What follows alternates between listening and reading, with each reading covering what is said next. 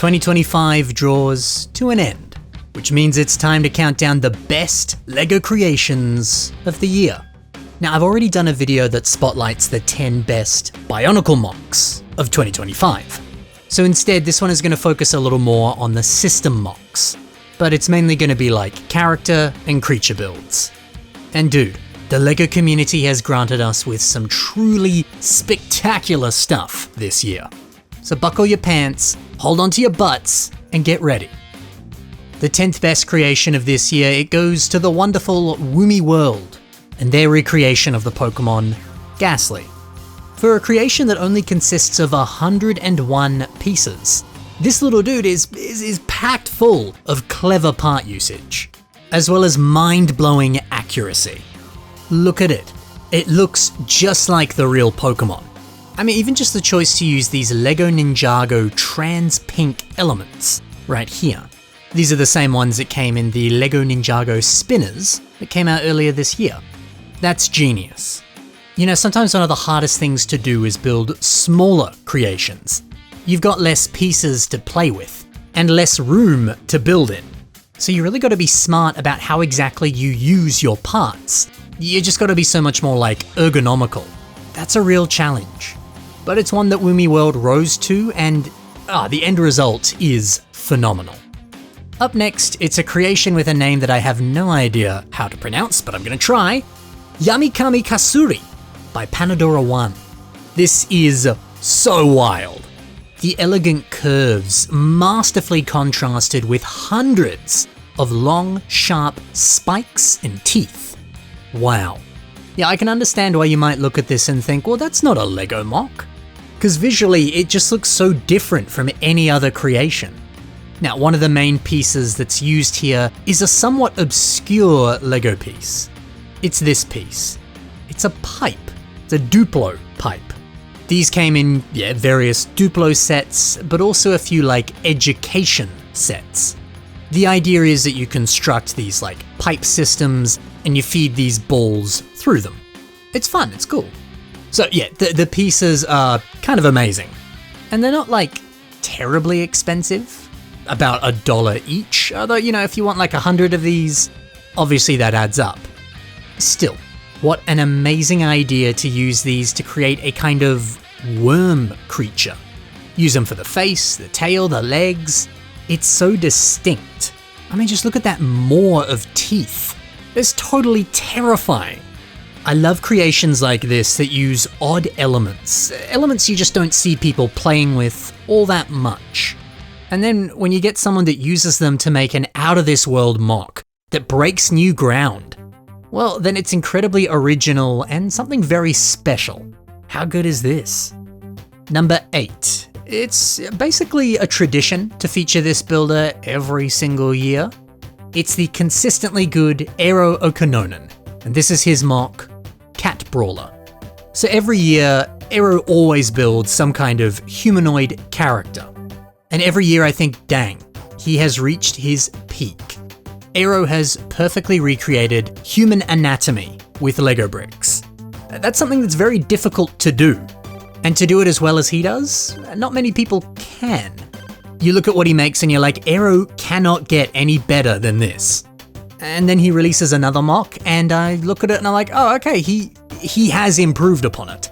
He just keeps getting better every single year. The shaping, the realism, the anatomy, the posability. This rocks. But what really grabs me are these pieces here. These are actually the eyes on the Disney Angel set from Lilo and Stitch. These are like hyper-specialized pieces that were very much made for this set. How the heck else are you gonna use them? You'd think they're kind of, I don't know, useless? But no, of course not. Eero proves that that's never the case. They just look right at home. Wow. Number 7. We head over to a MOC that is called World is Mine. This is made by Alex MOCs and it depicts Hatsune Miku. So here's a look at the source material, you know, a beautiful color scheme, that sick hair. Look at how that's been translated. It's near perfect. It's so cool to see this iconic look captured so well. The colors, they just pop, especially up against the colors on the backdrop. magenta, and azure. What a stunning pairing of colors. And props to the stage and these speakers. Yeah, the presentation of this MOC makes it look so magnificent. Yeah, hey, like the MOC is good on its own, and if that was all it was, I think that would be fine. But the foreground and the background details, they just elevate this so much. Sometimes the presentation is what really makes a MOC, and this is some of the best presentation of this year. It's so good. So I still remember audibly gasping when I saw this next MOC. It's freaking insane. This is Infernal Bargain by Loaf Builds. First off, it's just nice to see a MOC that's built outside of the very traditional scale that we often see. You know, building things to be roughly in line with Bionicle sets. Yeah, that Toa scale, you know? Cause nah, this dude is massive. They're almost the size of a human. I love a good giant MOC like this. But also, this is like nice part use city. The way that pieces have been used here is so clever. My favorite, and possibly the best part use of this year, is this piece right here. This is actually the sail that came on an old Vikings longboat. It's kind of like a dragon head and body. It's kind of what the pattern's meant to be. And this creature has just got his hand, covered it in blood or maybe ink, and is smearing it all over the page. And that's their signature. This is that Infernal Bargain. That is absolutely genius. It's incredible how well that works for the way this is used. Who would have frickin' thought? And from the same set, we also see this boat hull right here. Just working that in to form part of the clothing. Oh my.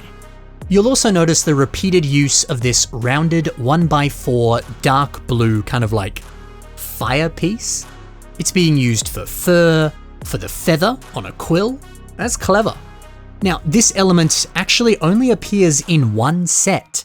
It's this Monkey Kid set. Kinda wild. So why are these being used? Well, that's because this was made for the Iron Builder. Iron Builder is a competition where people are given a seed part, and that was this piece. From there, you have to build MOCs that use this piece in some sort of creative way. And Ari absolutely did that. It looks so good. This whole MOC is like next level. Number 5. This is another builder that consistently brings out masterful creations every single year. It's Jafer and his recreation of the cat bus from the Studio Ghibli movie My Neighbor Totoro. So just like visually, this is beautiful. It strikes the perfect balance of that cat-like fur texture and, well, yeah, the look of a bus. And when we compare it to the source material, wow. This is like a literally perfect recreation, especially the face. I have no idea how Jafer managed to pull off the curves, the angles, the cat-like features. This is some amazing craftsmanship. The teeth. They're stacking these 1x2 rounded plates. That's so good. It looks just like teeth. So this creation also makes use of lighting. And I think that's what really sells this for me. Lighting can just transform any MOC. You know, just that soft, warm, yellow light. It feels so cozy, so happy. This entire MOC feels cozy and happy. It's great. And I'm only focusing on the cat bus. The little sub builds as well. Equally accurate and just as beautiful. This is amazing. The 4th best MOC of 2025. Well, it's one that I wish I could see in person. And I envy the people that made it down to Brickworld Chicago earlier this year who got to see it debuted in person. This is Thrash. It's built by Zane Builds.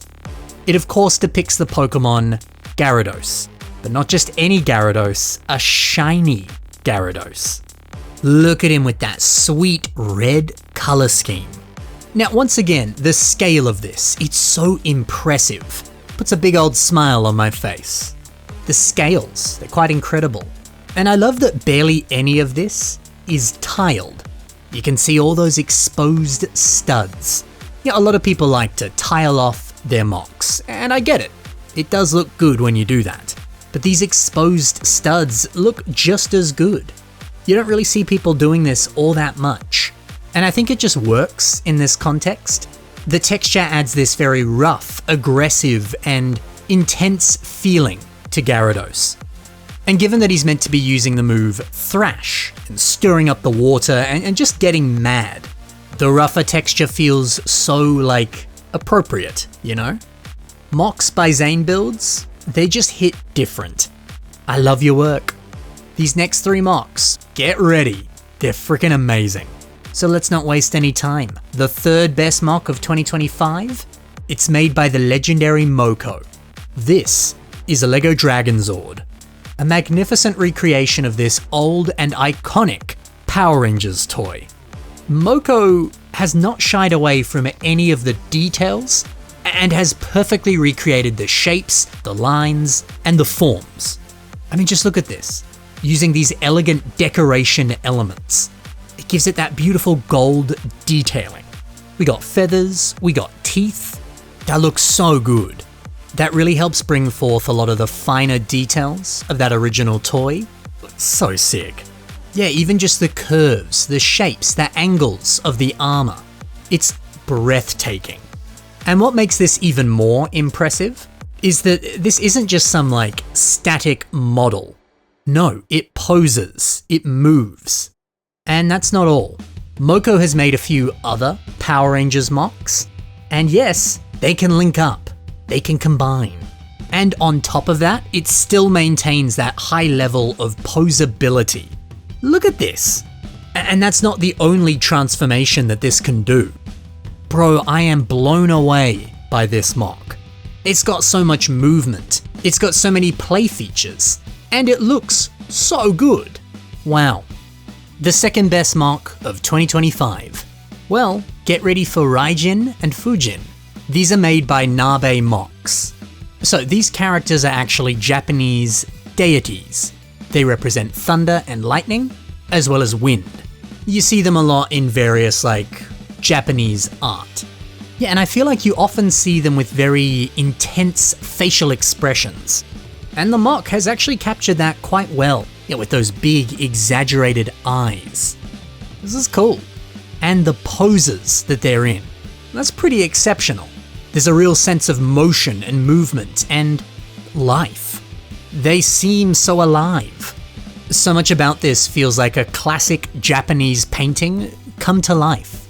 But once again, we have some exceptional part usage. Like minifigure arms to help form the wrinkles on the face. Or the facial hair, making use of an old beard piece from this Hobbit minifigure. That's clever. And the belly. It's using a dome that you see on the top of Obi-Wan Kenobi's hut. And the face right here. Basilisk heads for ears. What? And then a few skeleton arms to kind of elongate each strand of hair. I mean, come on. This is insane. I'm only scratching the surface with the good part usage. This thing is covered in it. But I really love the number 1 MOC, the best creation of 2025. I've spoken with a lot of people and they've all kind of shared the same thoughts.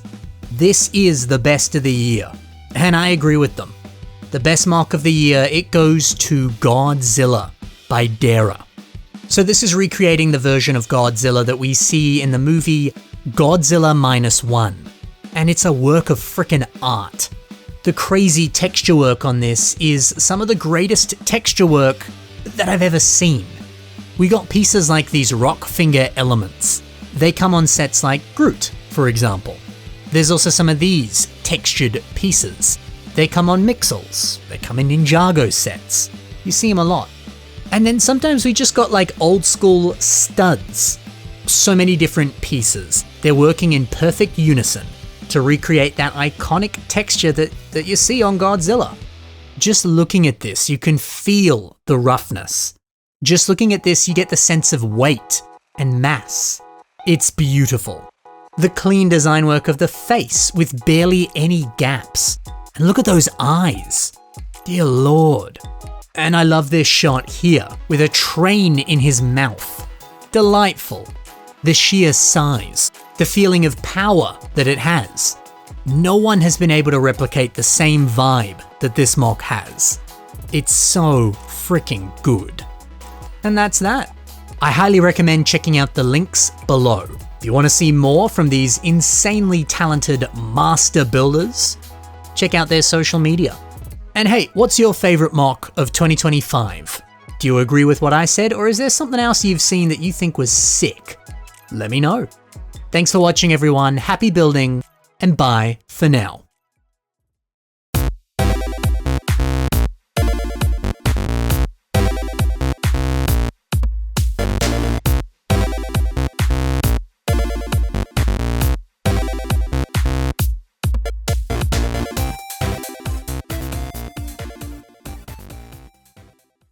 Just wait for 2026, man. There's gonna be some good stuff.